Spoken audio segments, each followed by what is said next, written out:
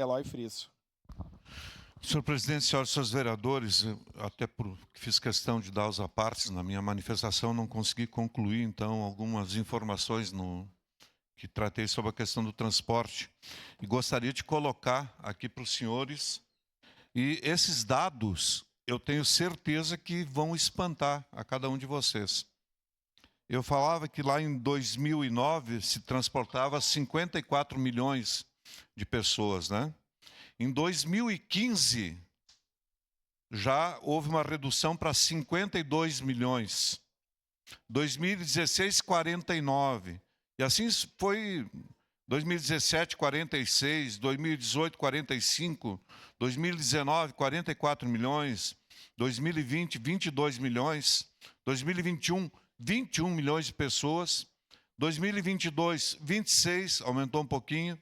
2023, 25 milhões de pessoas, e o ano passado foram transportados nos ônibus da Visat 25 milhões de pessoas. Nós estamos com uma média atual, mensal, de 2 milhões de passageiros mês. E vejam aonde se percorre em torno de 10 milhões de quilômetros, né? Hoje, os ônibus da Visat, os 243, se eu não me engano, 250, eles percorrem em torno de 1 milhão de quilômetros por mês.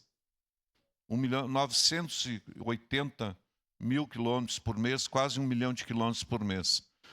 Quando já percorria, lá em 2015, 22 milhões de quilômetros por ano. Então, uma média de praticamente 2 milhões de quilômetros por mês.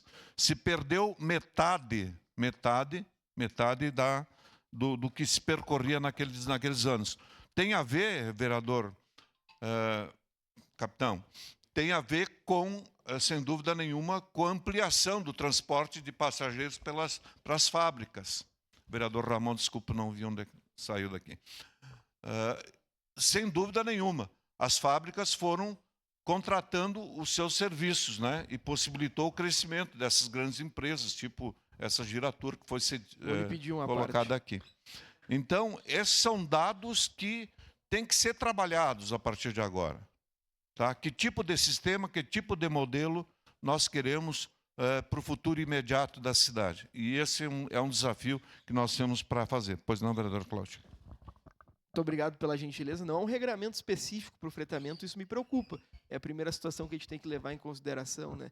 Porque a gente aceitar de uma forma passiva que haja o fretamento sem regramento é algo que me assombra um pouco, porque tomaram uma significativa parcela. Mas, de outro lado, eu entendo porque houve a ampliação do fretamento. Primeiro, porque não havia garantia que o trabalhador chegasse no horário na empresa. Essa é a grande questão. E o fretamento garante.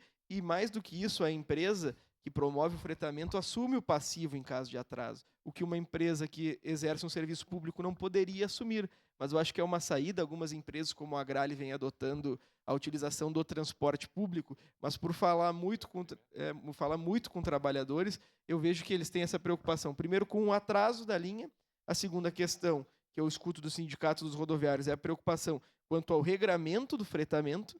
E a terceira questão é a preocupação da fábrica. Bom, se ela está pagando para ter a mão de obra, ela necessariamente tem que ter a mão de obra. E a gente verifica muitas experiências negativas. A Agrale tem mais facilidade, por quê? Porque ela está na BR, tem tanto a Zona Norte como a Zona Sul, a Zona Leste podem subir de ônibus ali, fica mais fácil, fica nas proximidades da EPI imigrante, então é uma situação privilegiada. Agora imagina eu e o senhor fazer um transporte lá para Mato Perso, por exemplo. Não tem essa possibilidade. Então o fretamento é uma saída que eu entendo como justa, mas de toda forma acho que ela deveria ser mais bem regrada para garantir o transporte público, nesse caso da Visat, que ele pudesse ser eficiente em alguns locais específicos. Obrigado, vereador. Obrigado, vereador Cláudio. Quando a Agrale optou por essa alternativa de utilizar o transporte coletivo, de fato, a gente entendia isso como um desafio. Tu tem outras empresas que podem tranquilamente, né, adotar esse sistema, Fras-le, por exemplo, né? Mas tu tem que ter a segurança, a garantia de que o ônibus vai passar, e vai passar naquele horário em quantidade necessária. Então, essas questões é que tem que ficar claras na discussão de um novo sistema, né, de transporte coletivo, e que ajude, na medida em que aumenta o número de passageiros, diminui o valor da tarifa. Isso que é importante, né? É uma soma, né? Na medida que tu amplia o número de passageiros, obrigatoriamente tu vai reduzir o valor da tarifa. Então, fica esse dado aí, eu solicito ao nosso setor de comunicação que na análise da minha fala na tribuna, inclua esses dados aí, nós estamos fornecendo também aos nossos jornalistas. Muito obrigado.